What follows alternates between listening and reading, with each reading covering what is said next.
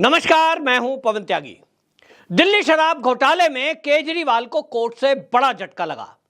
उनकी जो जमानत याचिका लगी थी और उनके वकील और आम आदमी पार्टी के कार्यकर्ता सड़कों पर घूमकर थालियां पीट रहे थे और यह दावा कर रहे थे कि अरविंद केजरीवाल की गिरफ्तारी अवैध है और मोदी जी ने फर्जी केस लगाया है, शराब घोटाला हुआ ही नहीं, अरविंद केजरीवाल की गिरफ्तारी अवैध है। आतिशी मारलेना कह रही थी इकन्नी तो मिला नहीं, पैसे तो मिले नहीं, झुंझुना तो मिला नहीं, तो गिरफ्तारी क्यों हुई है? अब उनको ये जो झटका लगा है, इसके बाद आम आदमी पार्टी के कार्यकर्ताओं से पूछना चाहिए कि आप तो कह रहे थे घोटाला हुआ नहीं, आप तो कह रहे थे ईडी ने जबरदस्ती अवैध रूप से गिरफ्तारी की है, तो फिर आपको जमानत मिली क्यों नहीं? ईडी की कस्टडी 1 अप्रैल तक बढ़ा दी गई है, इस पर आप झूठ क्यों फैला रहे हो? आपको बताएं, जैसे ही यह फैसला आया कि अरविंद केजरीवाल को कोर्ट ने राहत नहीं दी, कोई भी दलील कोर्ट में काम नहीं आई, और अरविंद केजरीवाल ने सबसे बड़ी बात आपको बता रहा हूं, एक सबसे बड़ा खुलासा, अरविंद केजरीवाल ने वही शब्द कहे, घुमा कर कहे हैं, लेकिन वही शब्द कहे जो मैं पहले दिन से कह रहा हूं। अरविंद केजरीवाल ने इशारों इशारों में कोर्ट में कह दिया कि जो मेरे घर पर यह आबकारी नीति में परिवर्तन हुआ, मुझे तो इसका पता ही नहीं। वो कह रहे हैं मेरे घर में कुछ विधायक आते हैं, कुछ मंत्री आए, फुसफुसाकर कुछ बात कर रहे हैं, मुझे क्या पता?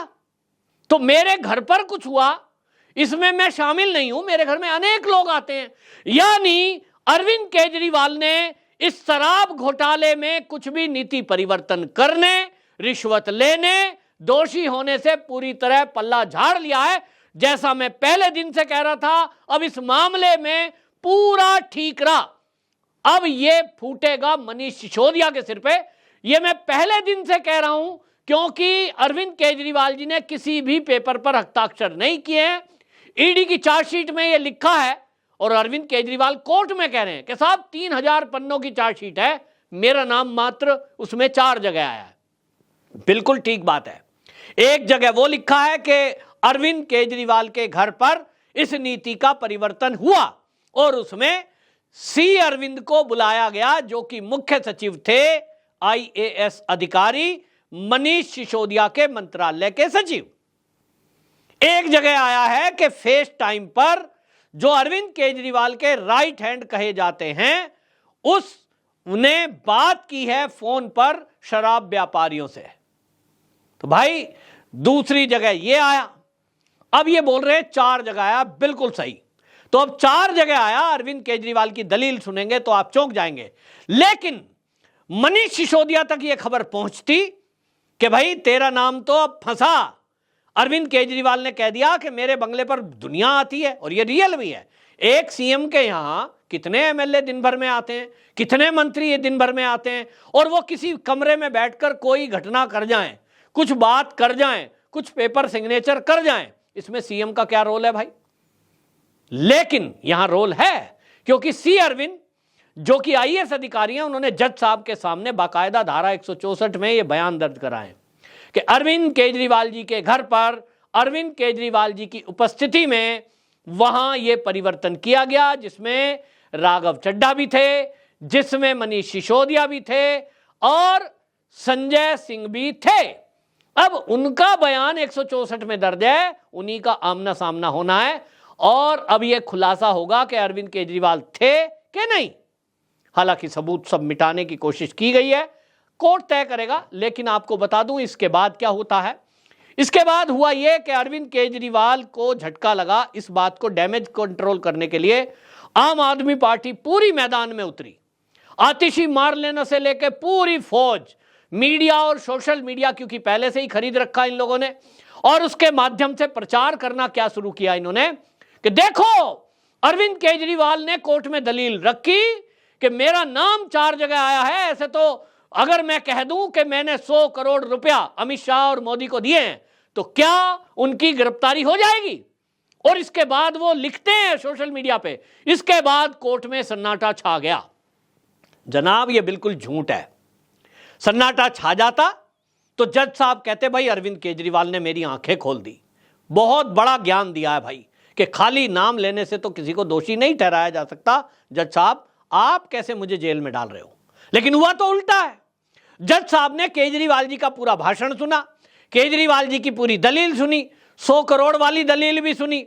अब इसके बाद ईडी के वकील ने जब समझाया कि जनाब ये खाली नाम लेने का मामला नहीं है कि किसी ने कहा कि हमने 100 करोड़ दिए तो ईडी ने माने और हम ले आए आपके सामने कोर्ट में, लो जी ये नाम लिया था जब ना।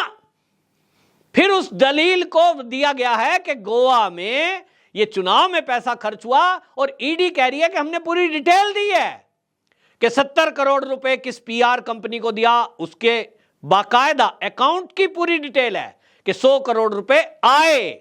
फिर उसके बाद एक एजेंसी को सर्वे का काम दिया गया, कुछ पेमेंट उसको हुई, उसकी डिटेल को है ये हमने दी, कुछ पोस्टर बैनर लगाने वालों को दिया गया। ये सब दलीलें हैं और इसमें सबसे बड़ी दलील आम आदमी पार्टी के जो विधायक प्रत्याशी थे गोवा के, उनके बयान हैं और 1-2 के नहीं है, 15 के। तो ईडी के वकील ने समझाया कि साहब हमने खाली नाम नहीं लगाए कि खाली अरविंद केजरीवाल जी पर आरोप लगा हमने मान लिया, उसके सबूत हैं। जो आईएएस अधिकारी कह रहे हैं कि मैं केजरीवाल जी के घर पर आया और केजरीवाल जी की उपस्थिति में यह सब हुआ, उसके भी सबूत हैं। कमरे का सीसीटीवी फुटेज, आईएएस अधिकारी का आना, अरविंद केजरीवाल जी की उपस्थिति, फेस टाइम पर बातचीत होना, सब विजय नायर के साथ जो डीलिंग हुई है वो विजय नायर ने पैसे कहां कहां किस रूप में पहुंचाए उसकी डिटेल है।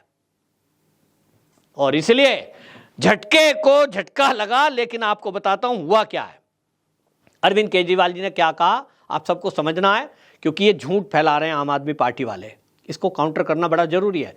क्योंकि ये अगर मुझे लगता है राजनीतिक दलों का एक कंपटीशन अगर भारत में हो, जितनी भी पार्टी हैं, Samajwadi party, RJD, JDU, BJP, और एक कंपटीशन हो कि सबसे बड़ा सबसे सफाई से झूठ कौन बोल सकता है, तो मैं गारंटी ले रहा हूं कि आम आदमी पार्टी के मंत्री कार्यकर्ता इन नेताओं को ही ये अवार्ड जाएगा। क्या सफाई से झूठ बोलते हैं, बेहतरीन तरीके से। कोर्ट की सुनवाई के पहले अरविंद केजरीवाल जी की पत्नी मीडिया में आती हैं और वीडियो करके कह रही हैं 28 तारीख में केजरीवाल जी बड़ा खुलासा करेंगे, इस घोटाले का पूरा पर्दाफाश हो जाएगा। हुआ क्या? टाएं टाएं फिस, कुछ भी नहीं। अरे साहब इलेक्टोरल बॉन्ड लिए गए, चंदा पुरानी हो गई ये बात, चंदा सबने लिया है। टीएमसी को चंदा क्यों दिया, आम आदमी पार्टी को चंदा क्यों दिया उन्होंने, सबका कहीं ना कहीं कनेक्शन निकाल दोगे आप। तो सवाल तो यह है कि चंदा लिया, लेकिन आपने क्या किया, सवाल तो आपके ऊपर है। जवाब शराब घोटाले पे है। ये तो ऐसा हो गया किसी चोर को पुलिस पकड़े और कहे भैया तैने जो है चोरी करी है, वो कहे साहब पहले उसे देखो वो जो मोबाइल चोर है, पहले उसे देखो वो जो मोटरसाइकिल चोरी करी है, वो भी मोटरसाइकिल चोरी। इस तरह की बातें दलीलें नहीं चलती। तो आपको मैं बताता हूं केजरीवाल जी के कोर्ट में क्या हुआ। वो कहते हैं मेरा नाम 4 जगह आया है बस। एक सी अरविंद जिसने कहा मेरी उपस्थिति में कुछ दस्तावेज मनीष सिसोदिया को दिए। मेरे घर रोज विधायक आते हैं। अब आप सोचिए ये लाइव लॉ जो कि कोर्ट की प्रोसीडिंग पर न्यूज बनाते हैं, आपको मैं अगर झूठ बोल रहा हूं आप उस वेबसाइट पे पढ़ सकते हैं। और मैं दावा कर रहा हूं कि इसके बाद अरविंद केजरीवाल अगली हियरिंग में भी ये कहने वाले हैं कि मेरा इस मामले से कुछ लेना देना नहीं, मंत्रालय मनीष सिसोदिया पे था, मनीष सिसोदिया ने ही ये नीति परिवर्तन की, हस्ताक्षर भी उसी के हैं, निश्चित रूप से आबकारी मंत्री के ही साइन होंगे, सचिव भी उन्हीं के कहने से आया क्योंकि फोन भी मनीष सिसोदिया ने किया। वो तो सचिव बोल चुके हैं सी अरविंद, किसने, उनसे पूछा गया किसने आपको फोन किया, जब सबने पूछा अरविंद केजरीवाल ने या मनीष सिसोदिया ने, तो उन्होंने कहा ईमानदारी से कि मुझे फोन मेरे बॉस का आया, यानी आबकारी मंत्री का। तो फंसा कौन? मनीष सिसोदिया। और इसीलिए अरविंद केजरीवाल जी ने बड़ी चालाकी से मनीष सिसोदिया जैसे जेल में गए, तत्काल उनका इस्तीफा लिया। उनको ये नहीं कहा कि भाई तेरे पे आरोप झूठे लगे हैं, जेल से चला मंत्रालय। अपने आप चला रहे हैं ना अरविंद जी। ये आम आदमी पार्टी के कार्यकर्ताओं से आतिशी मार लेना से सवाल है मेरा कि भाई अगर एक सीएम जेल से मुख्यालय चला सकता है, अपना कार्यालय चला सकता है, आदेश दे सकता है बिना इस्तीफा दिए, तब मनीष सिसोदिया ने ऐसी क्या गलती करी थी कि आपने उनसे इस्तीफा लिया? वो भी तो जेल से चला सकते थे। सत्येंद्र जैन ने ऐसा क्या कर दिया था? वो भी तो वर्ल्ड लेवल के मंत्री थे, आपके स्वास्थ्य सेवाएं ठीक कर रहे थे। आप तो दावा करते हो कि वर्ल्ड लेवल की स्वास्थ्य सेवाएं सत्येंद्र जैन ने दी बीजेपी वालों ने पकड़ के बंद करा दिया। चलो बीजेपी वालों ने अत्याचार किया, बीजेपी के दबाव में ईडी ने अत्याचार किया कि सत्येंद्र जैन, मनीष सिसोदिया को उठा के जेल में डाल दिया, लेकिन आपने वो अत्याचार क्यों किया? आप अड़े रहते जैसे आज अड़ रहे हैं। ये आम आदमी पार्टी के लोग, मैं भी केजरीवाल कह रहे हैं, ये फटका लगा के मेट्रो स्टेशन के बाहर पर्चे बांट रहे हैं, ये गली गली में थाली बजा रहे हैं। जब सत्येंद्र जैन जेल में गए थे, क्या सत्येंद्र जैन आम आदमी पार्टी के सच्चे सिपाही नहीं है? क्या वो भगत सिंह के औलाद नहीं है कि भाई अरविंद केजरीवाल ही भगत सिंह है, बाकी सब तो निकम्मे हैं? भाई सत्येंद्र जैन ने क्या गलती करी थी? ये आम आदमी पार्टी के कार्यकर्ता, ये मीडिया, ये सोशल मीडिया सत्येंद्र जैन के लिए उन्होंने बैटिंग क्यों नहीं करी? लिखते मैं भी सत्येंद्र जैन, बजाते थाली, करते प्रदर्शन और कहते सत्येंद्र जैन जी आपके खिलाफ जो भी आरोप लगे ये फर्जी हैं, घोटाला कोई हुआ नहीं है और बीजेपी वालों ने किया है, हम आपके साथ खड़े हैं क्योंकि आप तो भगत सिंह हो और इसलिए इस्तीफा मत देना। ना इस्तीफा लेते, ना देने देते और चलाते जेल से मंत्रालय जैसे आप चला रहे हो। मनीष सिसोदिया को कहते, मनीष सिसोदिया तुम भगत सिंह हो, कतई इस्तीफा देना नहीं है, हम बीजेपी से लड़ेंगे। और सारे लिखते मैं भी मनीष सिसोदिया, लिखते अपने ऊपर डीपी लगाते अपनी मनीष सिसोदिया की। आज जो अभियान ये आम आदमी पार्टी वाले चला रहे हैं केजरीवाल के लिए, उन्होंने सत्येंद्र जैन के लिए यह अभियान क्यों नहीं चलाया? मनीष सिसोदिया के लिए क्यों नहीं चलाया? बहुत बड़ा सवाल है। इसका मतलब अरविंद केजरीवाल मलाई मार गए और अब जब फंसने का नंबर आ रहा है तो जो आरोप आज तक, अभी तक कुमार विश्वास लगाते आए, प्रशांत भूषण लगाते आए, योगेंद्र यादव लगाते आए, ये जो कपिल मिश्रा लगाते आए हैं कि केजरीवाल किसी का सगा नहीं जिसको इसने ठगा नहीं, क्या बोलते हैं मुझे पूरी लाइन आती नहीं, कि ऐसा कोई सगा नहीं जिसको केजरीवाल ने ठगा नहीं। ये मैं नहीं बोलता, ये उनके साथी बोलते हैं। तो मुझे लग रहा था कि ये मजाक कर रहे हैं, झूठ बोल रहे हैं, फ्रस्ट्रेशन है, लेकिन आज वो दिखाई दे रहा है जो अरविंद केजरीवाल जी ने कोर्ट में कहा है। और कोर्ट में कही हुई बात एक एक टाइप हो जाती है, वो अब लिखी गई। क्या बोला? मेरा नाम 4 जगह आया है, एक सी अरविंद मेरी उपस्थिति में कुछ दस्तावेज मनीष सिसोदिया को दिए, मेरे घर रोज विधायक आते हैं, क्या एक वर्तमान सीएम को गिरफ्तार करने के लिए एक बयान काफी है? आरोपितों को बयान बदलने के लिए मजबूर किया जा रहा है। ईडी का मिशन है केवल मुझे और मुझे फंसाना। अगर 100 करोड़ का शराब घोटाला शुरू हुआ तो पैसा किधर है? असली शराब घोटाला ईडी की जांच के बाद शुरू हुआ, मकसद है ईडी को खत्म करना। अब आप समझ लीजिए, एक ही लाइन उन्होंने बोल दी, इसी में सब कुछ खेल हो गया कि भैया मेरे घर रोज विधायक आते हैं, वो क्या फुसफुसाते हैं इससे मेरा कुछ लेना देना नहीं है। तो भाई ये जो है उन्होंने बोला और इसके बाद क्या हुआ? इसके बाद कह दिया कि भाई ठीक है, कोर्ट ने क्या कहा?